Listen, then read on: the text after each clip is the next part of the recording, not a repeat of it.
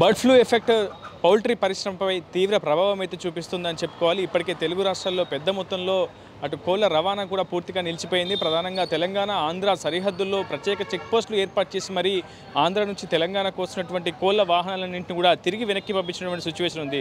Bird flu కారణంగా ఎవరూ కూడా చికెన్ ఎక్కువగా వినియోగించకూడదని చెప్పి చికెన్ ప్రియులకు కూడా అటు ప్రభుత్వం అయితే సూచనలు జారీ చేసింది. ప్రధానంగా తెలంగాణ యానిమల్ హస్బెండరీ పశుసంవర్ధక శాఖ అధికారులు కూడా ఇప్పటికే పలు సూచనలు కూడా జారీ చేశారు. చాలా పెద్ద మొత్తంలో బర్డ్ ఫ్లూ వ్యాప్తి విస్తరిస్తున్న కారణంగా పూర్తి స్థాయిలో జాగ్రత్తలు కూడా అటు పాటించాలని చెప్పి అటు వినియోగదారులకు కూడా ప్రభుత్వం అనేక సూచనలు కూడా జారీ చేస్తుంది. ప్రధానంగా ప్రతిరోజు కూడా నిత్యం కింటాల్లో విక్రయించబడుతున్నటువంటి చికెన్ మాంసం అంతా కూడా ప్రస్తుతం కేజీలకు పడిపోయినటువంటి పరిస్థితి కనిపిస్తుంది.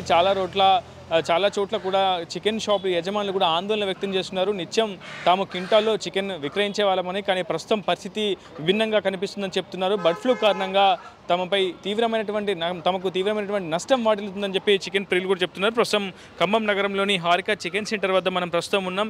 ఆ హారిక చికెన్ సెంటర్లో ప్రధానంగా ప్రతిరోజు క్వింటాల్లో చికెన్ విక్రయాలు సాగుతూ ఉంటాయి. ఇక్కడ నుంచి ప్రధాన హోటళ్లకు కావచ్చు, నిత్యం వినియోగదారులకు క్వింటాలలో ఇక్కడ నుంచి మాంసం సప్లై జరుగుతూ ఉంటుంది. కానీ తర్వాత బర్డ్ ఫ్లూ కారణంగా చాలా పెద్ద మొత్తంలో విక్రయాలు పడిపోయినట్లు యజమానులు అయితే ఆందోళన వ్యక్తం చేస్తున్నారు. తాము ఎంత పరిశుభ్రంగా కూడా విక్రయించినప్పటికీ బర్డ్ ఫ్లూ వ్యాప్తి విస్తృతంగా వ్యాపించడం ద్వారా అటు మరో సామాజిక మాధ్యమాల ద్వారా కూడా పెద్ద ఎత్తున ఒక ప్రచారం జరుగుతుండడంతో పూర్తిగా చికెన్ విక్రయాలన్నీ కూడా పడిపోతున్నట్లు ప్రస్తుతం ఆ యజమానులు కూడా ఆందోళన వ్యక్తం చేస్తున్నటువంటి పరిస్థితి ఉంది. తాము ప్రతి నెల కూడా లక్షల రూపాయలు పెట్టుబడిగా పెట్టి వ్యాపారం చేస్తుంటామని, కానీ అకస్మాత్తుగా వచ్చినటువంటి ఈ బర్డ్ ఫ్లూ వ్యాప్తి కారణంగా తాము తీవ్రమైనటువంటి నష్టాలను ఎదుర్కొంటున్నామని చెప్పి కూడా యజమానులు అయితే ఆందోళన వ్యక్తం చేస్తున్నటువంటి పరిస్థితి. మరో కొద్ది రోజుల పాటు చికెన్ తినకూడదంటూ కూడా పలు ప్రభుత్వ శాఖలకు సంబంధించినటువంటి అధికారులు కూడా సామాజిక మాధ్యమాలు విస్తృతంగా ప్రచారం చేయడంతో పాటు కొంత అవగాహన కల్పించే ప్రయత్నం అయితే చేస్తున్నారు. ప్రధానంగా కేవలం ప్రతిరోజు కూడా వినియోగదారులతో కిటకిటలాడినటువంటి చికెన్ షాపులు ఈరోజు మొత్తం కూడా కౌంటర్లన్నీ కూడా వెలవెలబోతున్నటువంటి పరిస్థితి కనిపిస్తుంది. మనం చూస్తున్నాం, వాళ్ళంతా కూడా సేఫ్టీ ప్రికాషన్స్ పాటిస్తున్నారు.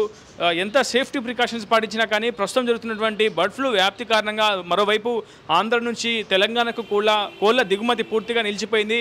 దాదాపు తెలంగాణ రాష్ట్రంలోనే 24 చెక్ పోస్టులు ఏర్పాటు చేసి ఆంధ్ర నుంచి ప్రధానంగా ఉభయ గోదావరి జిల్లాల నుంచి దిగుమతి అవుతున్నటువంటి కోళ్ల రవాణాను ప్రస్తుతం ప్రభుత్వ శాఖ అధికారులు సరిహద్దుల వద్ద అడ్డుకొని తిరిగి వాటిని వెనక్కి పంపించినటువంటి సిచ్యువేషన్ ఉంది.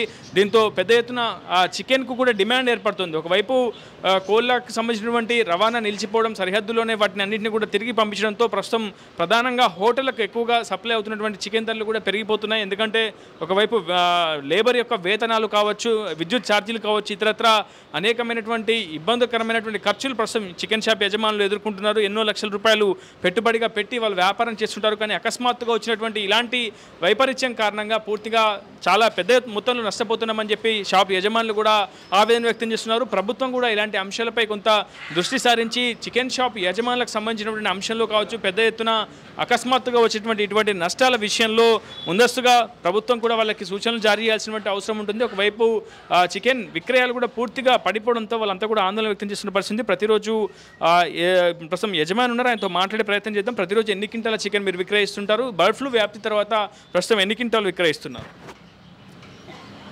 రోజు 15 క్వింటాలు వెళ్తుందండి. ఈ బర్డ్ ఫ్లూ వల్ల ఈరోజు వచ్చి 3 క్వింటాలు, నిన్న వచ్చి 2 క్వింటాలు. ఈ ఖమ్మంలోనే రెస్టారెంట్లన్నిటికీ ఇక్కడి నుంచి వెళ్తుందండి. ఒక 25 రెస్టారెంట్లకి వేస్తాము. రెస్టారెంట్ బిజినెస్ కూడా చాలా వరకు తగ్గింది.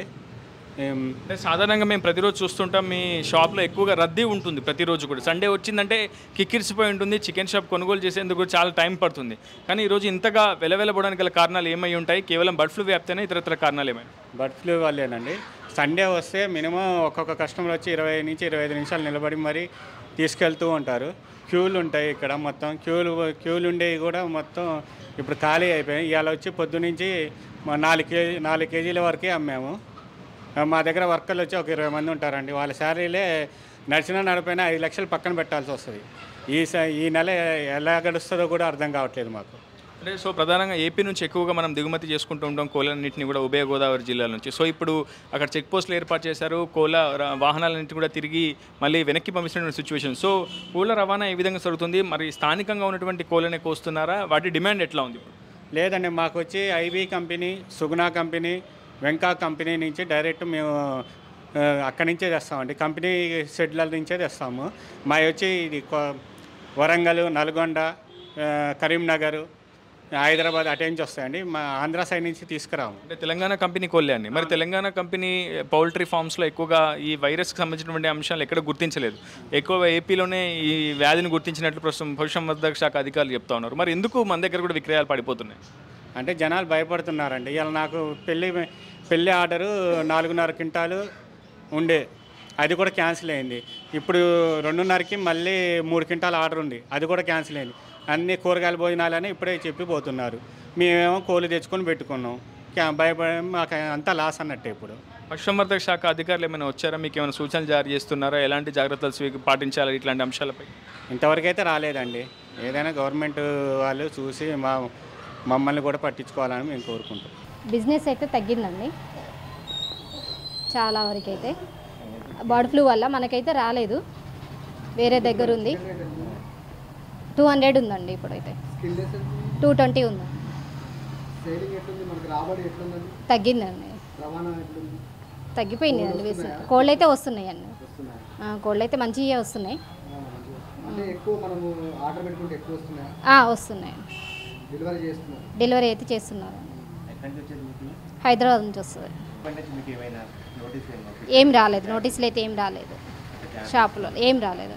ప్రతి నెల కూడా సుమారు 5 లక్షల రూపాయల వేతనాల కోసం కావచ్చు, ఇతరత్ర ఖర్చుల కోసమే తమ పక్కకు తీయాల్సి ఉంటుంది. అక్కడ అనుకోని వైపరీత్యం కారణంగా వచ్చినటువంటి బర్డ్ ఫ్లూ కారణంగా పూర్తిగా నష్టాలకు వాటిల్లుతున్నాయని చెప్పి షాపు యజమానులు కూడా ఆవేదన వ్యక్తం చేస్తున్నారు. ప్రతిరోజు ఖమ్మం నగరంలో సుమారు 40 నుంచి 50 క్వింటాల మేర చికెన్ విక్రయాలు జరుగుతుంటాయి. కానీ ప్రస్తుతం బర్డ్ ఫ్లూ వ్యాప్తి కారణంగా కేవలం 10 క్వింటాల లోపు మాత్రమే విక్రయాలు జరుగుతున్నట్లు ప్రస్తుతం షాపు యజమానులు అయితే చెప్తున్నారు. ఏదేమైనా అటు చికెన్ తినొద్దంటూ కొంత అధికారులు కావచ్చు అక్కడ సూచనలు జారీ చేయడంతో పెద్ద మొత్తంలో అటు ప్రత్యామ్నాయమైనటువంటి మాంసం విక్రయాలు పెద్ద ఎత్తున జోరందుకుంటున్నాయి. మటన్ కావచ్చు, ఫిష్ కావచ్చు, ఇటువంటి విక్రయాలుగా పైన పెద్దగా అటు దృష్టి సారిస్తున్నారు సాధారణ ప్రజానికం అంతా. మరోవైపు చికెన్ వద్దంటూ కూరగాయల భోజనం వైపే, పెళ్లిళ్ళలో సంబంధించినటువంటి కార్యక్రమాల్లో కూడా కూరగాయల భోజనం వైపే మొగ్గు చూపుతున్నట్టు తెలుస్తుంది. ఏదేమైనప్పటికీ పౌల్ట్రీ పరిశ్రమపై, ప్రధానంగా పౌల్ట్రీ రైతాంగంపై బర్డ్ ఫ్లూ మాత్రం చాలా విపరీతమైనటువంటి సమస్యలు తెచ్చిపెట్టింది, తీవ్రమైనటువంటి నష్టాలను వాటిల్లా చేస్తుంది. ప్రపంచంలో ఏ మూల ఏ క్షణం ఏం జరుగుతుందో వేగంగా తెలుసుకోవడానికి తొలి వెలుగు వాట్సాప్ ఛానల్ని ఫాలో చేయండి.